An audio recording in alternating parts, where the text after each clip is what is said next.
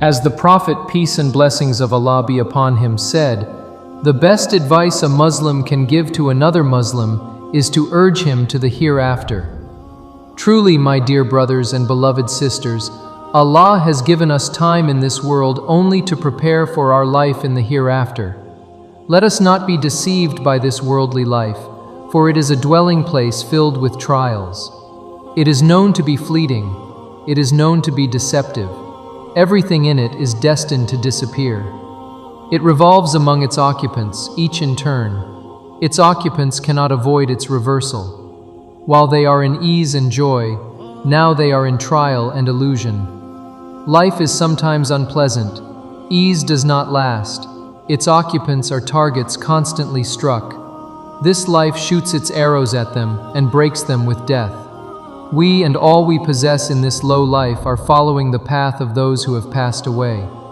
They had longer lives than ours, tougher strength, sturdier homes, and a more far-reaching influence. But their voices are now silent and extinguished, having long resonated. Their bodies are decomposed, their homes are empty, and their traces are erased.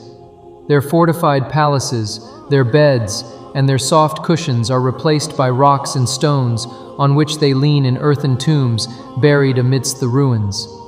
The tombs are neighbors, yet their occupants are lonely. Amidst the buildings they suffer from nostalgia. They live together, but each is busy, preoccupied. They do not feel at home, despite the proximity of the neighborhood, and despite the fact that their tombs touch one another.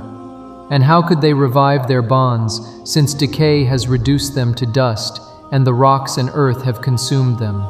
Here they are, dead after life, and dust after well-being.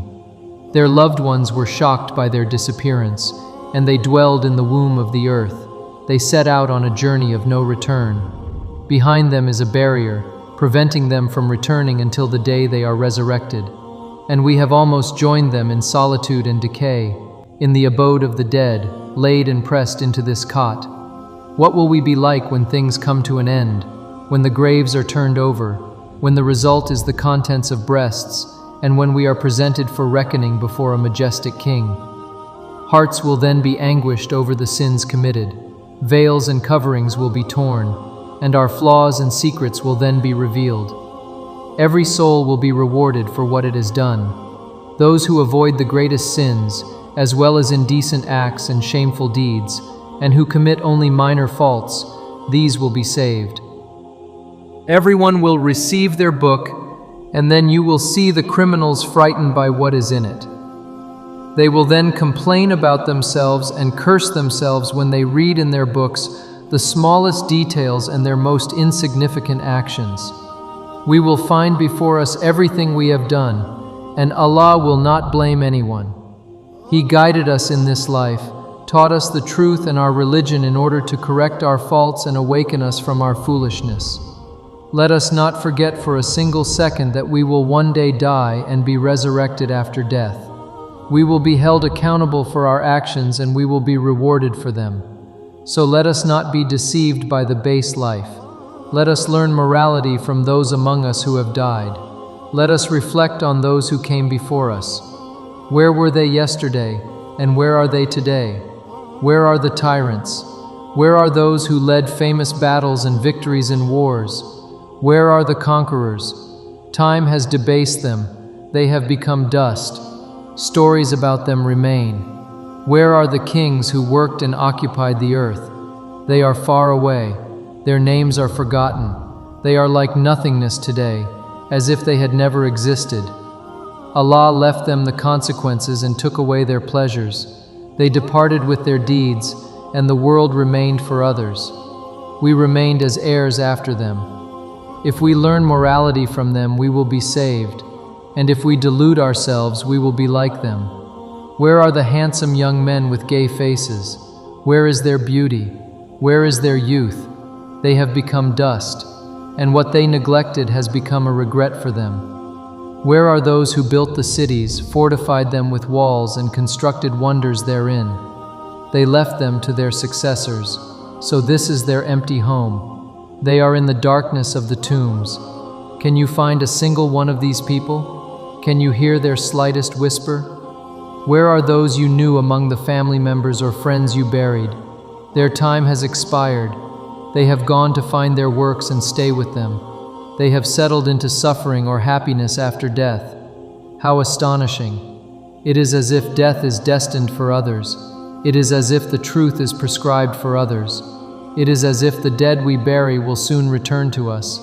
We consume their inheritance, as if we will remain for eternity after them. We put them in their graves and eat their remains. We have forgotten every lesson, and we feel safe from every calamity.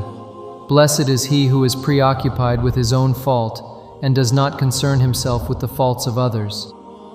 Blessed is he whose wealth is lawful, whose inner strength is sound, whose appearance is good, whose path is straight, and whose people are safe from his evil. Blessed is he who is humble before Allah, who does not spend what he has acquired to commit sins, who associates with scholars and wise men, and who has compassion for the poor and the weak. Blessed is he who spends the surplus of his wealth and guards the surplus of his words. One day, while he was on the minbar in his mosque, surrounded by his companions, the Prophet, peace and blessings of Allah be upon him, said to them, "O Muslims, be modest before Allah as He deserves and as He is truly worthy." "O Allah, what does it mean to be modest before Allah?" And the Prophet, peace and blessings of Allah be upon him, replied, "Whoever among you wants to be modest with Allah, let him not spend a night without having his time of death before his eyes. Let him keep his stomach with its contents and his head with his thoughts. Let him evoke death and annihilation, and let him leave the appearance of this lower world." On this I say to you, see you in the next video, insha'Allah.